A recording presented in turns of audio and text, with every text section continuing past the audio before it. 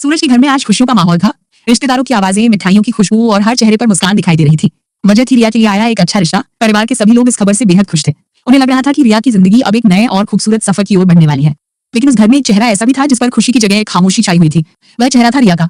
सबकी नजरों से बचकर वो मुस्कुरा तो रही थी, लेकिन उसकी आंखों में छिपे आंसू उसकी असली कहानी बयान कर रहे थे, क्योंकि उसका दिल पहले ही किसी और को अपना मान चुका था। और वह था बंटी। अगली सुबह जब पूरा घर अपने कामों में व्यस्त था, रिया चुपचाप घर से निकल गई। उसके कदम तेजी से चल रहे थे, लेकिन दिल डर और बेचैनी से भरा हुआ था। कुछ ही देर बाद वो बंटी से मिली। रिया की आंखें नम थीं। उसने कांपती हुई आवाज में कहा, बंटी, मेरी शादी तय कर दी गई है। ये सुनते ही बंटी जैसे पत्थर का हो गया। उसे लगा जैसे उसकी सारी दुनिया एक ही पल में बिखर गई हो। दोनों कुछ देर तक बिना कुछ बोले बैठे रहे। फिर धीरे धीरे उनकी बातचीत भविष्य की ओर बढ़ी। उन्होंने अपने सपनों की बात की, अपने प्यार की बात की और उस जिंदगी की बात की जो वे साथ बिताना चाहते थे। आखिरकार उन्होंने एक बड़ा फैसला लिया, घर से भागकर शादी करने का फैसला। उन्हें लगा कि यही उनके प्यार को बचाने का आखिरी रास्ता है, लेकिन उन्हें नहीं पता था कि उनकी हर बात कोई और भी सुन रहा था। रिया के बदलते व्यवहार ने सूरज के मन में पहले ही शक पैदा कर दिया था। इस बार वो चुपचाप रिया का पीछा करते हुए वहां पहुंच गया था। पेड़ के पीछे खड़ा सूरज दोनों की पूरी बातचीत सुन चुका था। जब उसने प्यार भागने की योजना और शादी की बातें सुनी, तो उसका गुस्सा 7वें आसमान पर पहुंच गया। वो अचानक उनके सामने आ गया। रिया और बंटी घबरा गए। सूरज ने बंटी को सख्त शब्दों में चेतावनी दी और रिया को अपने साथ घर वापस ले गया। उस रात रिया के लिए समय जैसे रुक गया था। वह अपने कमरे में बैठकर लगातार रोती रही। लेकिन कहते हैं ना, सच्चा प्यार डर से ज्यादा ताकतवर होता है। रात गहराने लगी। रिया ने एक बार फिर बंटी को फोन किया। इस बार दोनों ने फैसला कर लिया कि अब पीछे मुड़कर नहीं देखेंगे। आज रात ही वे भाग जाएंगे।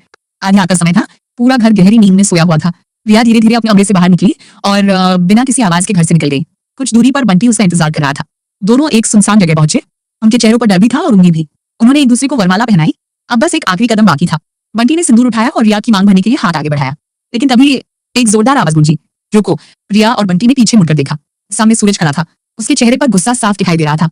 अगले ही पल एक तेज थप्पड़ बंटी के चेहरे पर पड़ा। पूरा माहौल तनाव से भर गया। बंटी कुछ कह पाता उससे पहले रिया रोते हुए सूरज के सामने आकर खड़ी हो गई। उसने हाथ जोड़ लिए। आंखों से आंसू लगातार बह रहे थे। रिया बोली, भैया, हम सच में एक दूसरे से प्यार करते हैं। प्लीज बंटी को कुछ मत कहिए। ये शब्द सुनकर सूरज कुछ पल के लिए शांत हो गया। उसने अपनी बहन की आंखों में देखा। वहां उसे जिद नहीं दिखाई दी, वहां उसे सच्चा प्यार दिखाई दिया। गुस्से की आग धीरे धीरे ठंडी होने लगी। कुछ देर तक चारों तरफ सन्नाटा छाया रहा। फिर सूरज ने एक ऐसा फैसला लिया जिसकी किसी ने कल्पना भी नहीं की थी। उसने बंटी को माफ कर दिया। उसने रिया को भी माफ कर दिया और फिर मुस्कुराते हुए कहा, अगर तुम्हारा प्यार सच्चा है तो मैं तुम्हारे रास्ते में नहीं आऊंगा। चलो घर चलते हैं। रिया और बंटी की आंखों से खुशी के आंसू बहने लगे।